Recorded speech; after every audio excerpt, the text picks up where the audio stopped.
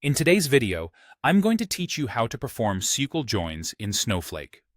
Joining tables is a crucial skill when working with relational databases, as it allows you to combine data from multiple sources to create a more comprehensive data set. This can be particularly useful for analysis and reporting, enabling you to draw insights from your data more effectively. Let's start by discussing the inner join, one of the most commonly used types of joins. An inner join retrieves only those rows that have matching values in both tables. This is perfect when you need to ensure that your results set contains only the data that has corresponding entries in both places. Imagine you have two tables. One is a list of customers, and the other is a list of orders. You want to see which customers have made purchases.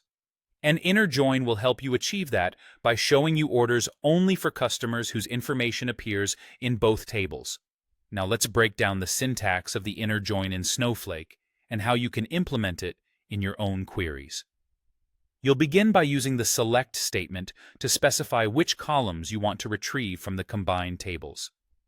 After specifying your columns, you'll continue with the from clause, where you'll identify the first table you want to use for your join. Following this, the join keyword lets Snowflake know you're combining tables. Now it's time to specify the type of join. For an inner join, you would use the keywords inner join, followed by the name of the second table you want to join with the first one. To make this connection between the two data sets, you must specify the matching condition with an on clause. This condition describes how the tables link to each other by referencing the columns that should match. An example of this could be on table1 dot column name equal table2 column name. This statement effectively tells Snowflake that wherever there's a match between these columns in both tables, include that row in the result. As you write your query, keep in mind the structure and naming conventions of your tables and columns to avoid any errors, ensuring everything aligns for a successful join.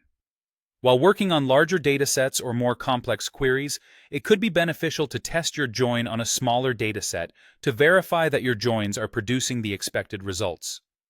That's all for today, but remember, mastering joins is a key step in becoming proficient with SQL and extracting meaningful insights from your data.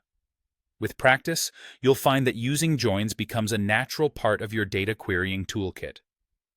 Thanks for watching, and happy querying in Snowflake.